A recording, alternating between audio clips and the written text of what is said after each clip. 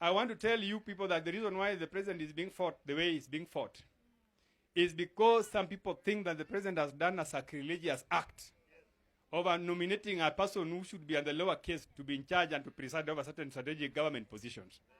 This is the reality of the matter. Ruto is not being fought because he's bad. What Ruto is doing is there are normal things that even Kibaki did. Uhuru did these things Ruto is doing.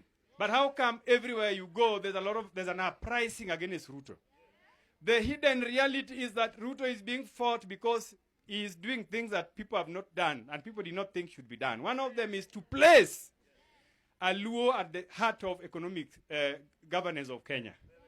That today, a Luo is the one that is going to carry the briefcase and is the Minister of Finance. I want to tell you, Luos, that your inclusion in this government is the reason the government is being fought left and right and center. And you must come out in full blast to defend William Ruto. You must defend the Luo community, you must defend William Ruto because he's the reason, you are the reason he's being fought. Now, that is Atandi speaking, simply representing on how they are entitled to be in government as the Luo Nyanza community. Now, if that's the motive everyone has in power, assuming now Rigathi Gachagua, with the mountain numbers, they all again come back to William Ruto. What does that mean? The Luo Nyanza community that I'm speaking will now start speaking the national language. By that I mean that they're now tense because the numbers they have been telling Raila they will present, they will not outshine the mountain numbers. And as a result, we are going to have now, very seriously, Raila Amolo Odinga's men going home or maybe relaxing as the mountain people take over again and start influencing what is happening and why it is happening too. Because as we speak today, if the politics is all about what you feel like is best for your community, like now if you listen to Atandi very well, he's saying that the shenanigans or the skirmishes around President William Ruto's government, it's all about because the Luo community has joined the government. They have been given seats like the treasury, which have never been occupied by Luo before. So from there, then I ask myself, how about the abductions we are talking about? How about the cost of living? How about the cost of electricity? How about these other issues that we are talking about as a community? So from what I see personally, it is that if there's a handshake between Rigathi Gachagua and William Ruto, that means very well the tribe going to suffer again most, or the region going to suffer most, is the Luo Nyanza people. Because now they don't have the numbers to outshine the mountain people. And if that's the game that's going to be played, whenever Uhuru Kenyatta is around, do not joke at all. And that's a warning to the Luo Nyanza people, especially leaders. Don't play with Uhuru Kenyatta. Uhuru Kenyatta politically is one of the smartest because he became a president while very young. Very young. He even became very popular. He has been occupying top seats. Remember, he became a cabinet secretary. He has become a minister in this country, Minister of Finance. We know very well that Uhuru Kenyatta has been the deputy prime minister under Raila Amolo Odinga's docket. And we've been seeing him ever since. So he has become one of the youngest presidents in Africa. And actually, as we speak, Uhuru Kenyatta is about 63 in retirement.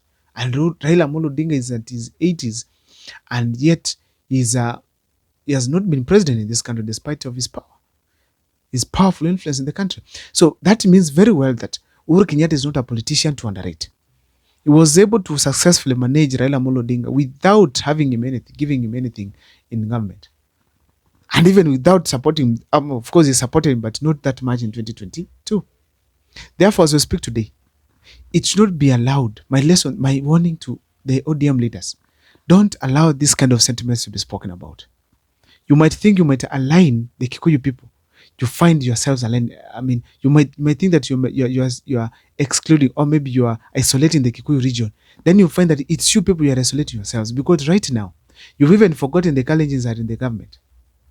You've even forgotten that the people from Rift Valley are in government, are the owners of this government. Now, every statement you make, it's all about you from Luo Nyanza. Because when you hear Atandi give that long speech, it is surprising. It is astonishing that that is what he's saying. If you think I'm lying, let's listen to what Opiyo Wandayi also said. We can continue to fight for the rights of our people, even in government. We can fight for human rights even from within government. But it cannot be a crime for the Luo to be the serikali. Mano wadagi. Mano kwanyaliye. So right now, because Gachagua has been impeached now, and the Luo people are finding their feet in government, now the government is bad. Even entities like NGOs, civil society, the church, including the NCCK, is now finding its voice. This is certainly a conspiracy. Opiyo Wandayi is also passing the same message that now the government is sad. I mean, some people are from certain quarter are sad because Luo is in government, because Luos have been given certain posts, such like things. And is even giving some assurance that in the video that they are going to ensure that development projects have been taken to that side. They are going to ensure that the money that has been held, that has never been channeled to the Luo Nyanza, it's going. They are going to ensure that connectivity is going there by huge numbers. So the plan is there and the money has been put aside. So they are going to bring development to the people of Luo Nyanza. He's speaking there carelessly without thinking of what other tribes, whether they are watching or listening to what he's saying. And then you complain of discrimination in government when others are in power. If you just been given the cabinet secretary slots and this is the way it is happening, what if you could be the presidents, prime ministers, or something very powerful in this country? So therefore, it's ideal that when these leaders take power, they don't take it as a position to fight the rest. And that's why I'm keenly saying here that if you don't take care, you might be isolated. And William Ruto can isolate you comfortably. He's also another smart genius that we have in the Kenyan politics. Not really smart, but he can also do a game that can easily manage you. Because right now he's managing Raila Odinga, whether we like it or not. That is the plan. Because if right now Raila Odinga fails from AU and then comes back to Kenya, he will not scare William Ruto as such. He will not scare William Ruto. Because he has already danced with the tune. William Ruto can easily bring him down. So the fact remains here that the leaders from the Luo Nyanza region, they must avoid this kind of sentiments. Because it is not just Opiyo Wandayi. It's not, even Badi has spoken the same at some point.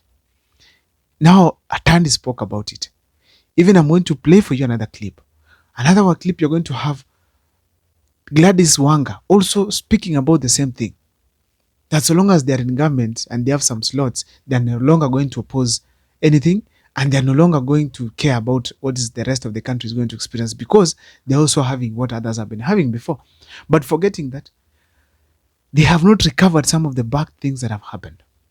Because when someone speaks about them getting slots, we ask these other questions like, in the 2022 Raila demonstrations, Sufrias being put on the head, we had youths in Nyamira who were shot, in Kisumu, who were shot. This one from Maseno who was shot, he comes from me in Kisem. No compensation has taken place. We had some brothers who were attacked in their homes by the police. They were beaten, some of them seriously injured, and others actually passed on. A mother, I think, buried 2 sons out of police brutality. Not just that. People have been killed, Baby Pendo, Baby Mura. We've had people being shot during demonstrations. Whatever these people are fighting for is the cost of living to come down. Has it come down so far? No. But what are they smiling about? What are the leaders now rejoicing about? Simply the positions they have in government. Because there's nothing they have taken Luo Nyanza. They can talk of a whole plan, but there's nothing happens without William Ruto's approval. And that's how William Ruto plays the game. It has been said by Moses Kude, and it has been said by many other leaders. Therefore, it cannot be that we are having leaders playing the kind of politics they're doing. It cannot help them. Moses Kude had said that he has a good idea, but he cannot implement it because you're told, no, wait, that one, put it aside first. That is a clear indication that William Ruto's government, you can't just come up with a good idea and then implement. Everything comes from above. Kila kitu ina land. Kila kitu ina land. So, therefore, it is ideal as we speak today. Leaders avoid these rhetorics or else the Luo community will be isolated again because of this kind of sentiments. One of the best signs that shows that Luo community can be isolated, look at the number of cabinet secretaries from the mountain region who are in government right now. Justin Muturi, Kabogo, chairman for revenue collection, that's Kiari, that is the Rutu Muredi, the former governor of Laikipia. Lee Kinyanjui. You have that one from Minister of Water, that gentleman from Meru, that youth. Those are already 5. We're also having Justin Muturi. We have other ladies in government who are from that region. They're almost 8 or 7.